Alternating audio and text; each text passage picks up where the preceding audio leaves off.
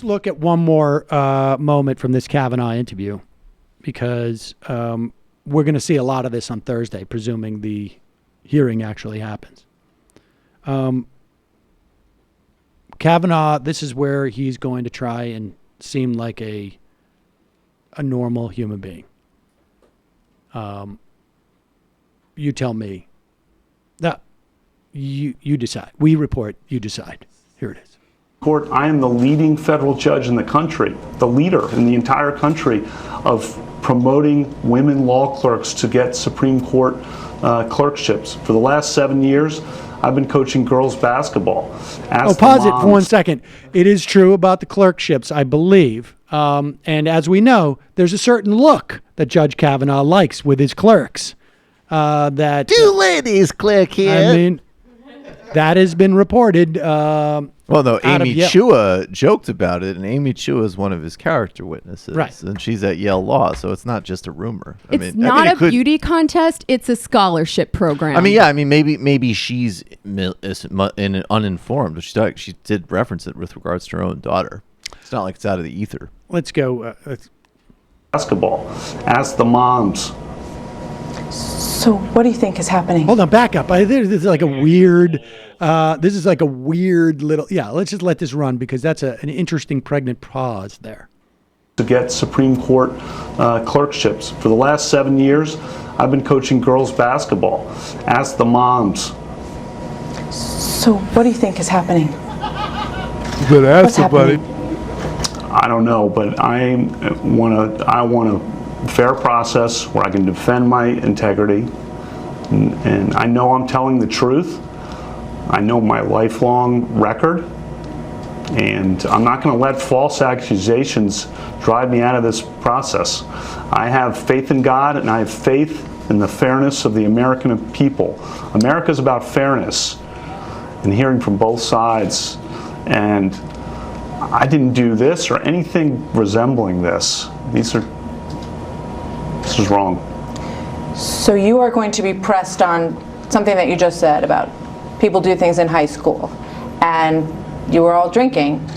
Were there times when perhaps you drank so much? Was there ever a time that you drank so much that you couldn't remember what happened the night before? No, that never happened. You never said to anyone, I don't remember anything about last night? No, that did not happen. Did you ever have any sense that any kind of the description of the behavior that I just described with these, women being taken into rooms and raped or having sex with a number of men, consensual or otherwise, that was going on at the parties that you were at? I never saw any such thing.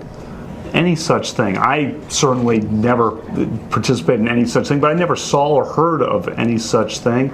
And I was focused on trying to be number one in my class, and being captain of the varsity basketball team, and doing my service projects, going to church.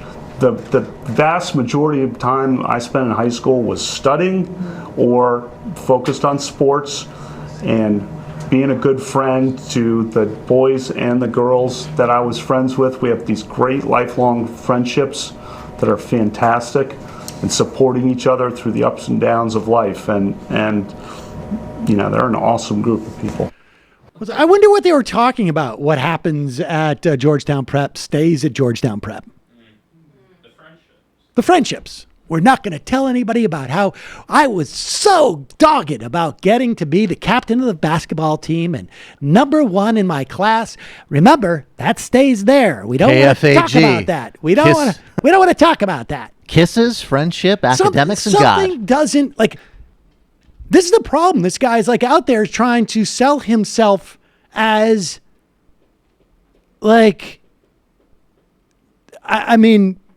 Jesus, Pope. Right? This guy sounds like the Pope now. And we have his college roommate talking about this guy being completely beyond normal level of inebriation. And this guy's just talking about a couple of beers. But he goes to church so much, and no one who goes to church has ever abused a child. Never. Look. Certainly not in Catholic church.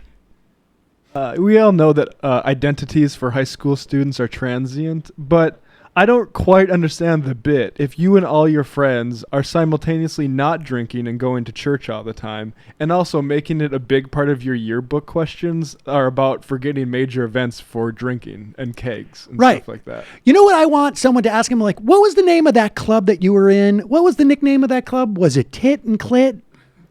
I would like to hear him have to respond to that for this choir boy. What does 100 keggers mean? What does that mean in high school? It means I was a square and I was just envious of all the drinking going on around me and wanted to present that in my yearbook. Right, because no one in my crew would know that I wasn't at those kegs getting drunk. If I put it in my yearbook, they would look back on their memories and say like, oh yeah, I guess old Brett, who we called a super nerd because he was always going to try and be number one in his class. And not come to the rape parties. This stuff does not, the more this guy is out there, you understand why they wanted to do this so quick. Because the more that's out there, he's incapable of telling the truth about this stuff, even the stuff that's not bad, because he's trying to project some type of image. But the question has to be like, why do you feel like you have to create this wall where you're a perfect person?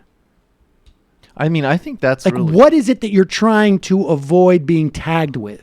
Right, because it gets, I mean, yeah, it gets really dark between, like, even just things that are unacceptable, but you could, like, how many people, you know, in that high school could you pull out and they could say, oh my God, I was involved in some, you know, stuff that was unacceptable. Everybody. This guy, it's like, I mean, yeah, I shouldn't keep saying it. Maybe it's sloppy of me, but I'm like, I want to know what's happening like today with this guy. like his apartment before he went and took the town car for that interview. Really? Is he going to return some videotapes? Maybe check his business cards for. I'm making American Psycho references. I'm sorry. Calling from a 215 area code. Who's this? Where are you calling from? Yeah, hi Sam. It's Mindy. How are you? Mindy, how are you? Good. There's so much material here. I don't know what to talk about first. But first, I just wanted to say about the New York Times piece with Michael Schmidt. Why is nobody thinking that that was a setup between the White House and Michael Schmidt to do that at that particular moment? I mean, I don't, I think people are. Well, nobody's connected it that I've heard. I mean, I haven't heard it anywhere. But I immediately, I thought of it because isn't he the Maggie Haberman group thing? Aren't they with the Maggie Haberman? Isn't he that guy? Yeah, I mean, they may have been a little bit too credulous. I mean, clearly what happened is they wrote that piece. They got their, they were not reporting facts. They were reporting the assessment of people who were made aware of the facts by people who were there. So they got it third hand. And right. So which I think, in my opinion, I feel like Michael Schmidt is using his credentials to do a false narrative on a story, just like the timing was perfect just because of Kavanaugh and everything. I just think he used his credentials to invoke a riot with the country. That's what I feel. I think you're right. I mean, I think like this is when people complain about the Times and about the coverage they sometimes give. This is what they're complaining about.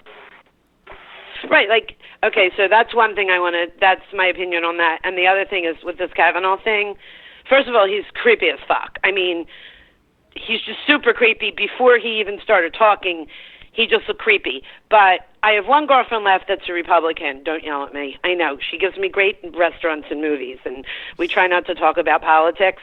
But just as a woman last week, I just texted her and I said, Andy, what do you think about, like, how do you feel about this Kavanaugh thing? And she, like, went off on me for, like, a half an hour about how it's bullshit, boys will be boys will be, and all that whole story. You cannot sway them even if you can have lunch with these people and discuss movies and stuff like that, you cannot sway them. They're just not swayable. I mean, there are also women that are also like sort of like held like a second class citizens to their husband. Like I remember this summer, she texted me and she said, "Oh, Ira and I were in Starbucks and his cafe latte, whatever shit he drinks, spilled over and it got all over my white clothes. And Ira turned to me and said, shit, I need to get another coffee." Like whereas like a normal husband, like my husband, a normal guy would have said, "Oh my God, let me wipe that off you." So He just, the first reaction is like, I got to get another coffee. Wait, what was that guy's name again? Ira? okay, Ira. Okay, There's a lot so of balls for an her Ira. I forgot how like What? Mindy loves to bury her neighbors. Oh, No, I she's need not my more neighbor. coffee Oh my God. now. Get out of my way. Dox them. mentality. It's like women. They're in a culture of being the second class citizen. Like, oh my God, it's Ira's coffee, not like my white outfit's all ruined. Or any outfit, or I've just got hot coffee spilled on me. No, if it was like black- when I black spill clothes, it would when be I different. spill coffee on somebody, my first reaction is, "Oh my God, I hope I didn't burn you. Oh, I thought it was. Not- I hope they have more coffee at the commissary. I hope there's more coffee." Because if there isn't, I'll Oh get no, all that's my sorts of last cup of cranky. coffee. Oh no, and then I'll get a headache. Yeah, but it's a different kind of. These women are like trained Yeah. a different way, Yeah.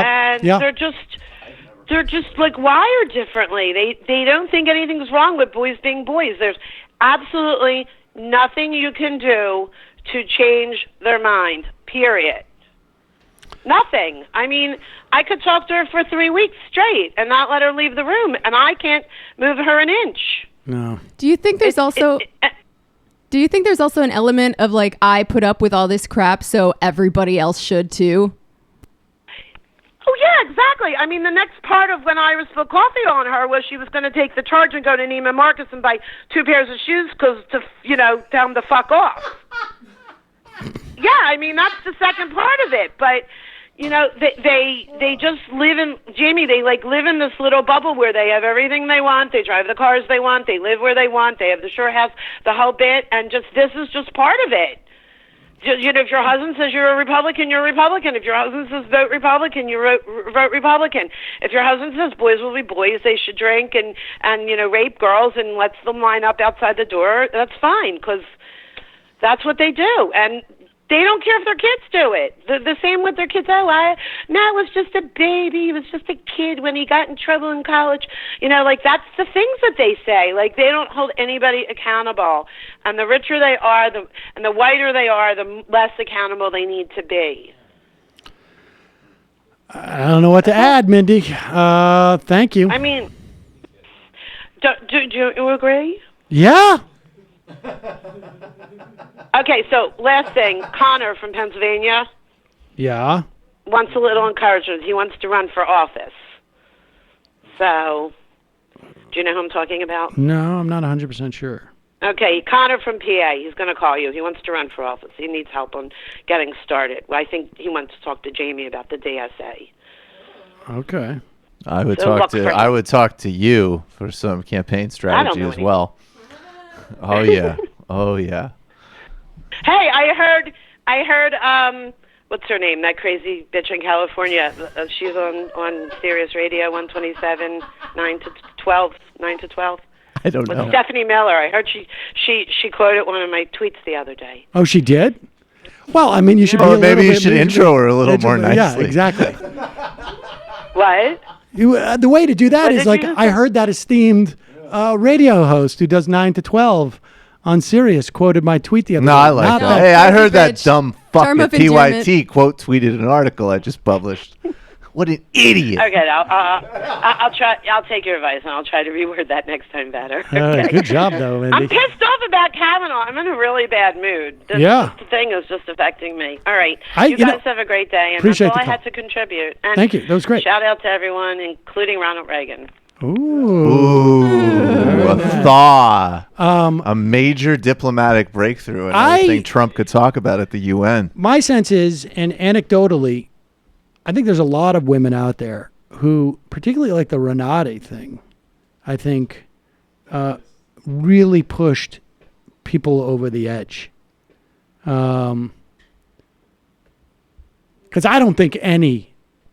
The time bomb character, like dynamic of that Renate thing is so brutal. Like that yearbook becomes newsworthy, and all of a sudden you're forced to realize, like, why is my name appearing in all these boys' yearbook? Yeah, she didn't know about this until the reporters saw the name and approached her. Hey. I also think a lot of this stuff goes back to economics, which is why it's hard to say all women have common interests when one class of women is oppressing the rest of us. So, like, maybe it makes sense that their fealty to, their rich husbands and their own position in society overtakes their responsibilities to other women. We have some breaking news, by the way. Bill Cosby is sentenced to 3 to 10 years in state prison for 2004 sexual assault. Wow. Doobadoop.